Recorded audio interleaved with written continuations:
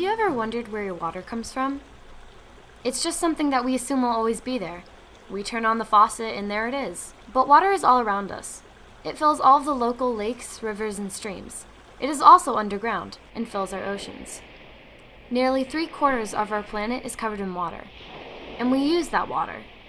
We use it for all our daily activities and for our recreational and business needs.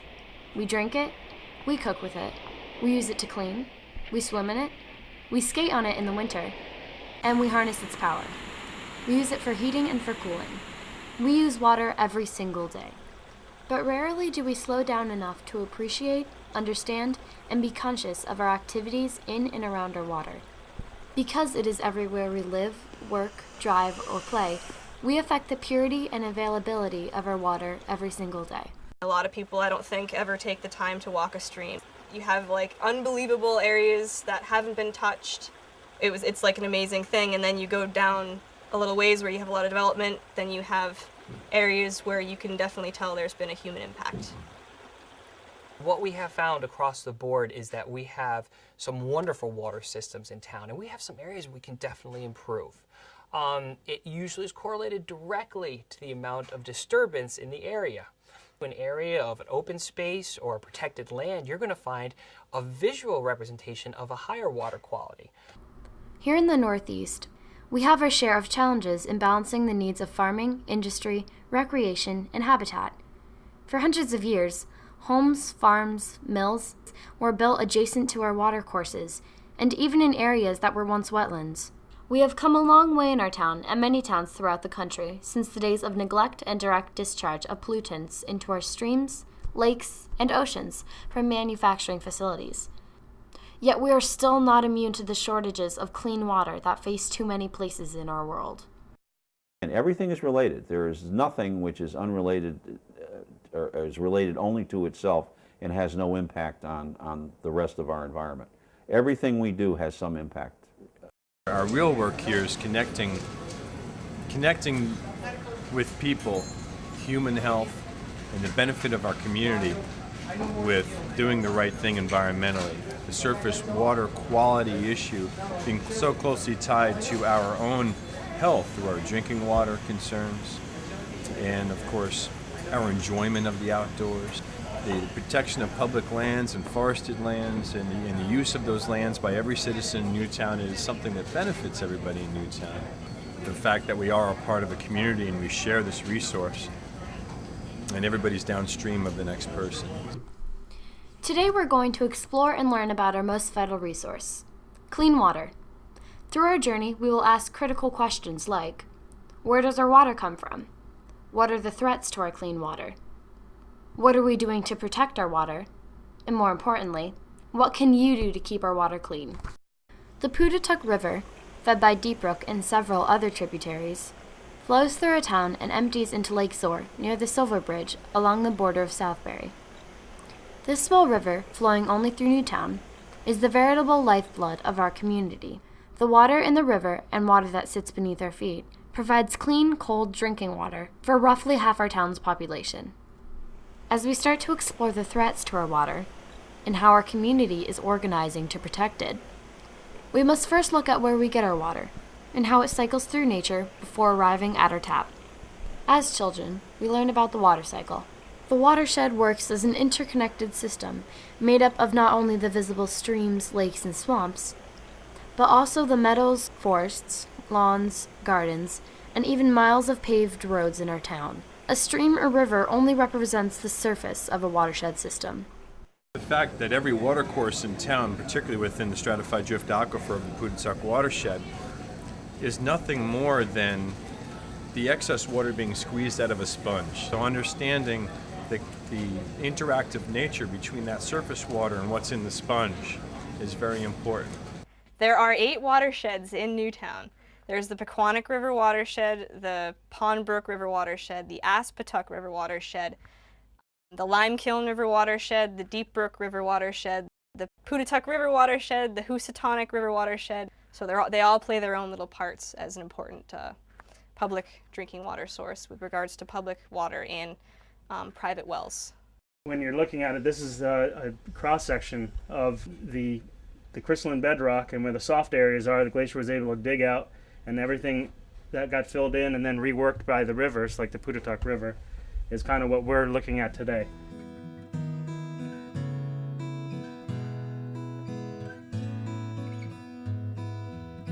So the subsurface water actually directly relates to the surface water. So you cannot divide one from the other. You have the rivers that you see actually are coming up from underground. And when you dump something out in your backyard, it actually does relate to the water quality in general. The Department of Environmental Protection has identified and designated over 120 aquifer protection areas within the state of Connecticut. The designation of these areas limits the types of land uses allowed in order to allow for better recharge of the aquifer. However, any well that serves less than 1,000 people is not covered under these regulations, and therefore most people with private wells have to monitor their own. The Putatuck Aquifer was recognized as the sole source of drinking water for the residents of Newtown in March 1999 as a result of a petition submitted by State Representative May Schmidl.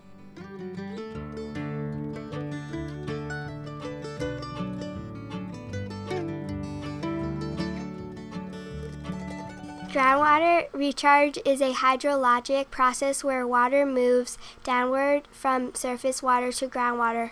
Groundwater is recharged naturally by rain and snowmelt. Recharge may be impeded by human activities, including paving and development. Our clean water is dependent upon our land and the critical interactions we have with it. Since the Putatuck Aquifer alone supplies cool, clean drinking water for nearly half of the 27,000 residents in Newtown every day, it is vital that we take good care of it. How we care for it and what activities we engage in directly affects our own health and the many species which rely on this same resource.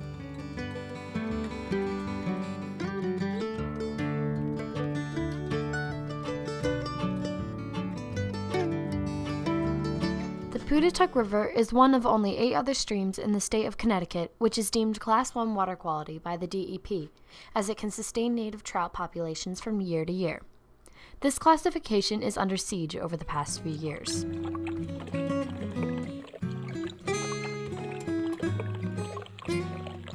We also had an oil spill here. We had some buildings here being used as town offices, and there was an external oil tank and 5,000 gallons or so spilt onto the pavement, then into the storm drain system. The entire storm drain system for this site, this huge campus, goes 500 yards across the road and dumps directly into Deep Brook. It's a punctuation on the direct impact that this facility and anything we do up here has on our environment and our local waterways. For most residents and businesses in the center of our town, the wastewater from toilets and drains is processed at our wastewater treatment plant. This facility is highly effective at removing most of the impurities found in the dirty water.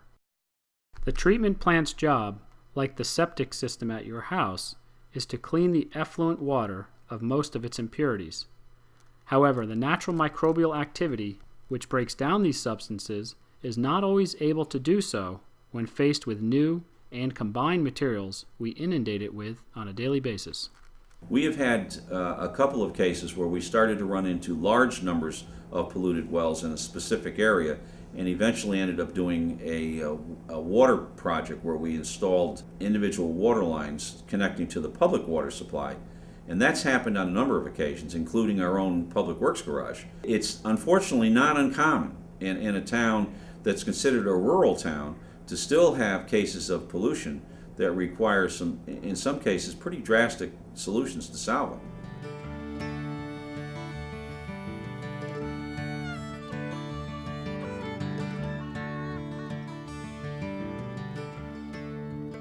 Here's the outflow from the wastewater treatment plant. All the water processed by the plant enters the stream right here. We do significant monitoring above and below, water sampling, macroinvertebrate sampling twice a year. We're just starting to see the impacts of those things in the waste stream, which come from pharmaceuticals that are being dumped down toilets. They're not processed by the body and end up in our wastewater, and the detergents that we use that all end up in the wastewater. And although the phosphates and nitrates and all those things are processed out at the wastewater plant, there are things such as the chemicals, the household cleaning chemicals, the pharmaceuticals that are still in this water and entering our waterways. It's a whole drug and used or no longer used drug activities. Pharmaceutical vendor, they suggest that they be flushed down the toilet. If you happen to be on a wastewater treatment facility, they go into the wastewater treatment facility and they're probably not removed because wastewater treatment facilities, unless they're very specially designed, would typically not remove those kinds of materials. So they go out into the watershed. We don't want people flushing pharmaceuticals. That's something that has really come to light recently, that we have seen residual pharmaceuticals in water quality data. We do periodically have collections here in town. Recent research has shown that many common soaps and the plastics which they are sold in have been found to mimic hormone disruptors, which cause malformations in frogs and fish. Called endocrine disruptors, or EDS, such chemicals have been linked in animal studies to a variety of problems, including cancer, reproductive failure, and developmental anomalies. Doctors at the Mount Sinai Medical Center in New York say that phthalates, which also appear on ingredient lists of around 70% of shampoos, cosmetics, and soaps, could be endocrine disruptors and should be avoided wherever possible.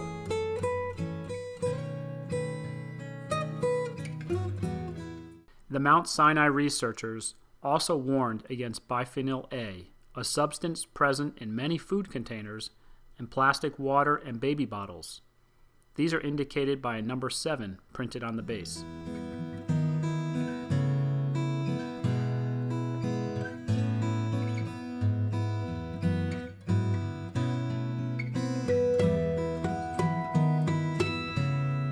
Producer responsibility and accountability seems a reasonable request when we are ultimately supporting these companies through our purchases. We now know that some of these chemicals, in fact, do reside in a lot of the fish that we've always considered to be healthy. The Housatonic River, which is alongside of us, the famous case of PCBs in the fish in that river that came from an engine plant in Pittsfield, Mass. We're still cleaning up the Housatonic and will be for decades to come. The whole food chain has been impacted by chemicals that don't always break down quickly or easily and end up in our diet or in our drinking water. Bioaccumulation is the increase in the concentration of substances in a living organism over time as they are each in turn consumed up the food chain, having taken in contaminated food, water, and air.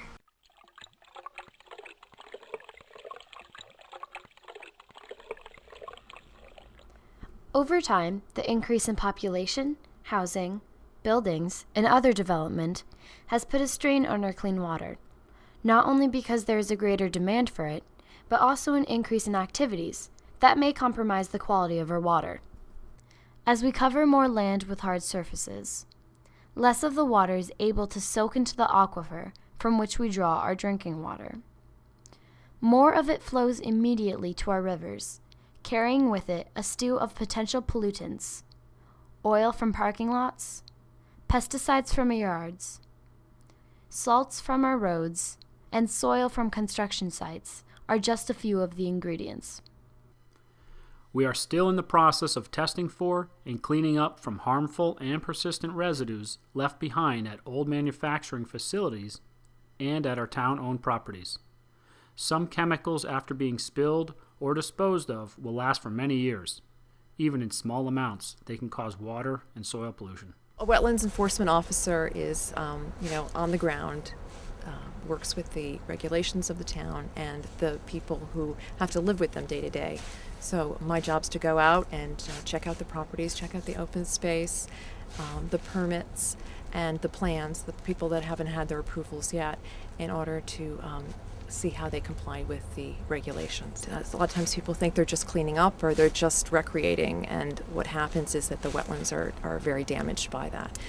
Again, the problem comes up, and always with land use, with wetlands, with everything, is people's personal right to do what they want to do.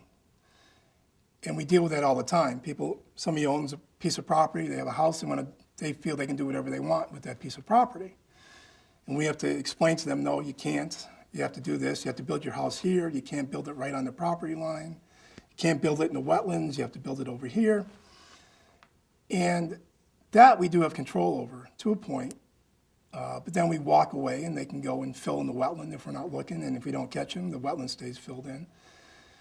Again, it comes down to a lot of what we do, even in the land use, even in wetlands, comes down to people complying with things because they want to help. And they want to help the environment more than us making them. The last thing I want to do is try to make somebody do something. We have to sometimes, but that's our last resort. We try to get people to comply to our regulations. 95% of the people really want to do something. When they're confronted saying, you're hurting the environment, and they can do it, without a major impact to their life, they're gonna do it. Like many places, the historic growth of our town included activities like filling wetlands that made spaces, quote, more usable. We drew upon the rivers for their power. We settled our downtowns along the water and constructed manufacturing plants where local people made things. We also dumped our waste back into the rivers where it was carried to someplace else. We did all of this without much regard or even understanding of the potential harmful consequences. In 1991, the Clean Water Act 2 came through, was passed by Congress, that states adopt new water quality standards, where it used to be that our water was the thing that we wanted off the roads. Roads are designed to move water off them as quickly as possible. So these were our dumping grounds. The rivers were the place that you put water as quickly as possible, whatever the level or quality of it was. And what we call end pipe pollution. Now, end pipe had to do with the big industries where the glowing green goop was coming out of the end of the pipe. Those were easy to identify because those were hot spots. Our new water quality standards have to do with what's called death by 1,000 paper cuts. We don't have one space that's giving all the pollution or all the sediment that's running into the streams and having to do with water quality issues, but we have lots of them. Dieldrin, an organophosphate insecticide used in the 1960s and 70s, is still being monitored at Fairfield Hills as it is persistent in the soil and even at low levels, 9 to 12 parts per trillion, can be damaging. Dieldrin is an extremely persistent organic pollutant. It does not easily break down. Furthermore, it tends to accumulate as it is passed along the food chain. Long-term exposure has proven toxic to a very wide range of animals, including humans. For this reason, it is banned in most of the world. The Noranda Forge Fin site in town, off of Mile Hill South, has just begun an initial cleanup process of chemical solvents which will take 10 years to complete. To the extent that we can control the flow that goes into the groundwater is the aquifer. And that's the water that we need to preserve and use, both in terms of quality and quantity, for the future of Newtown.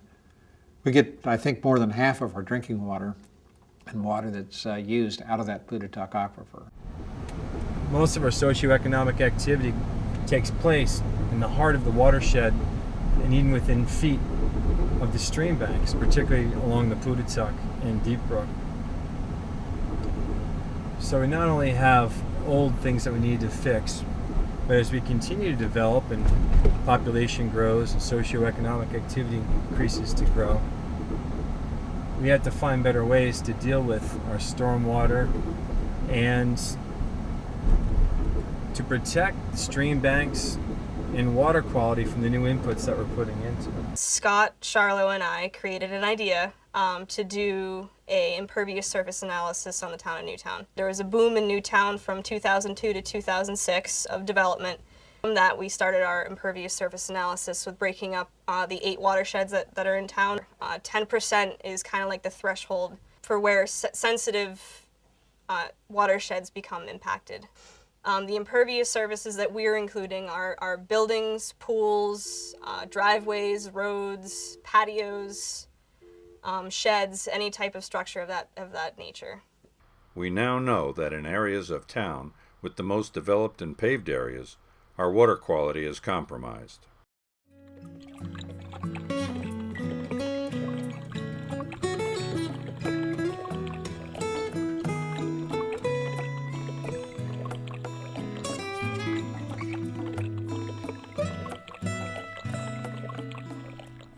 The fact that we have areas in town with compromised water quality has many people on edge, and we are working together, often behind the scenes, to research, remediate, educate, and legislate to solve these problems. I think that's the main thing. You don't tell people what to do. You try to work with them and try to come up with something that'll work.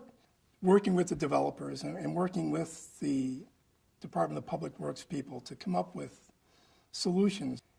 That type of thing is not a monetary type of thing. It's a time commitment type of thing. And it's a philosophical, I guess, type of thing too. You have to really be involved in the environment, not just in your town, but across town borders.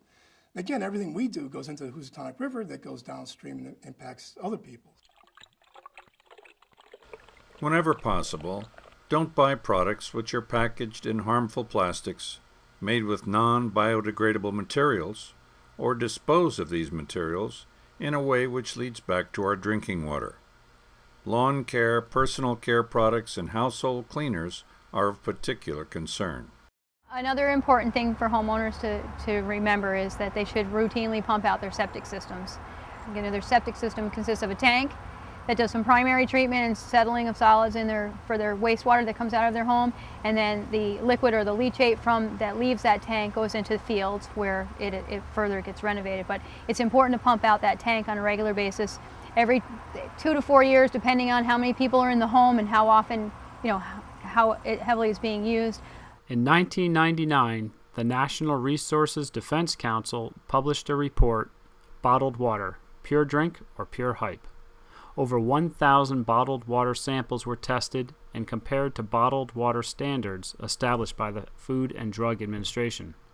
About 1/3 of the waters tested contained levels of contamination, including synthetic organic chemicals, bacteria, and arsenic that exceeded allowable limits under either state or bottled water industry standards or guidelines.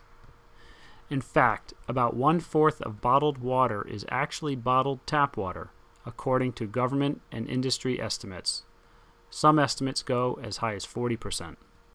I drink only bottled water. I get bottles, and I also have them deliver the large 6-gallon bottles to my house that I have a cooler for. Twice a year, the Candlewood Valley chapter of Trout Unlimited, along with the town of Newtown and the DEP, performs sampling of local streams for aquatic insects, which are the food source for native brook trout and brown trout. These same trout and the food source they rely on are strong indicators of water health in our streams. There are ongoing restoration efforts for people of all ages and abilities to participate in. Contact the Land Use Agency in your town for more information. Some of the largest positive impacts to our water quality have come from project partnerships which have brought together many school, religious, town agencies, conservation groups, and interested people in town. We probably had 75 volunteers help us plant several hundred trees and shrubs in this floodplain area. We removed the invasive plants. All of these trees you see here were all a part of this restoration project. When the volunteers get out there, they're just having a genuinely good time, knowing that they will come back in years and see a grove of trees there. And so we have this very rich resource that we are proud of, and it gives us our clean drinking water. I'm in 8th grade at Newtown Middle School, and we're doing an 8th grade independent science project, and I decided I wanted to do something with the brook since I live nearby. You're supposed to write an essay on an experiment you did, and I've learned so much about the bugs and the different types and how it has to do with the water quality around, and it definitely has a lot of impact on what the town has to do with the brook. And we work with this in conjunction with the state of Connecticut. They use this actually to make a report to the federal government with respect to the quality of water in Connecticut. And if you look at this first 2 columns, or first 2 rows, so if you go in and you do a sampling and you find lots of these most desirable, you know you've got some pretty high quality water. If all you find are the least desirable, then you know that the water quality could well be impaired. As a 6th grader in our town, Every student learns about and raises trout through a program called Trout in the Classroom, sponsored by Trout Unlimited. I got to do it when I was in 6th grade, and it was fun. And I learned a lot about water and how sensitive fish are in their environment. As guardians of our planet, we need to be in charge, and we need to continually protect our most basic resource. It takes a little bit of effort on everyone's part to keep our water clean and abundant for all to share. There's enough information in this program that you could use it and support the 6th grade teaching program throughout the year. The kids come in here, they measure pH, they measure nitrates, they measure nitrites, they measure temperature, they measure clarity, they evaluate scent, count the eggs. I mean, they know these fish very, very closely.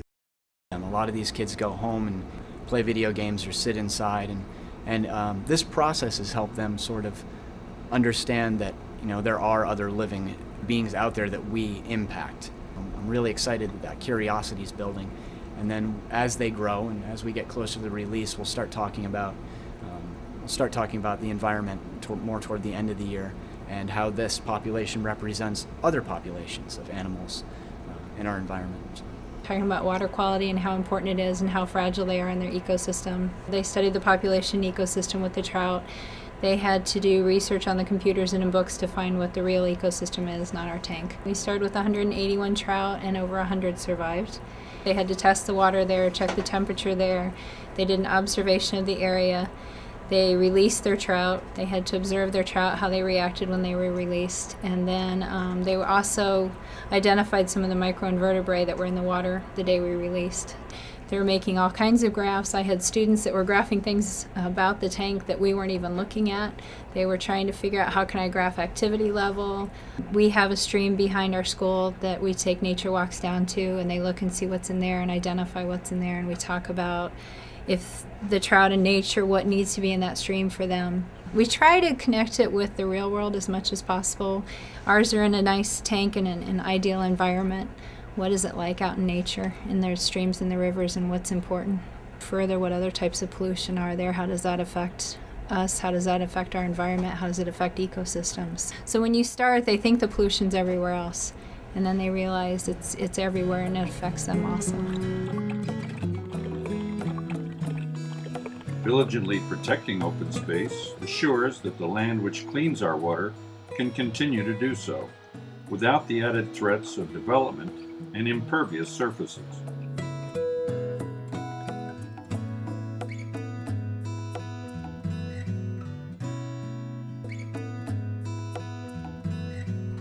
We can no longer look from property line to property line without consideration of the larger context to all our neighbors.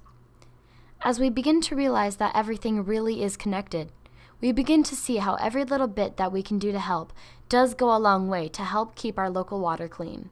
One of the things our involvement with the Putatuck Watershed Association has done is help the town formulate a water study throughout the entire town. One of the other long-term benefits that this tool may be able to provide the town as a whole is an ability to identify larger areas of open space that's currently undeveloped, to identify whether or not there's key critical areas that really do need to be put aside for protection. And if we don't start to think about the undeveloped tracts of land today and the impact that the development may have by building those out, it could have a detrimental health to the water system that we have and the water supply we have in town. We at the Newtown Forest Association have undertaken a proactive approach to most of our properties to identify what is on there as far as natural resources, and also to take it a step further and walk over the fence and meet abutting property owners. Because what abutting property owners do to their property directly affects us, just like what we do to our property affects the town property, water courses, forest health, etc. In traditional landscape design, we think in terms of property lines, the 2-acre property that the client owns. And yet a fox or a salamander has no idea where a property line is.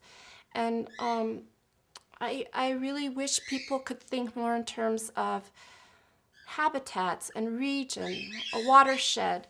It's very much in the context of land that is owned by neighbors and even other community members farther away. The new stormwater construction techniques help to clean and slow down dirty flow water following a storm event. These methods have been utilized on several notable projects in our town recently and can also be used in the residential setting. In most places where a pipe or water ditch is proposed, these techniques are effective and in many cases less expensive to install. How we care for our properties can also make a big impact. The use of native plants and abiding by the wetland setbacks are an easy way to foster good stewardship of our landscape. Instead of huge expanses of mowed grass, consider creating a more diverse meadow or grassland area, which requires far less inputs and will help filter the runoff from roadways, parking lots, and turf or agricultural fields. Moreover, they provide critical habitat for our native songbirds, butterflies, insects, and other species. Most people do want to help the environment.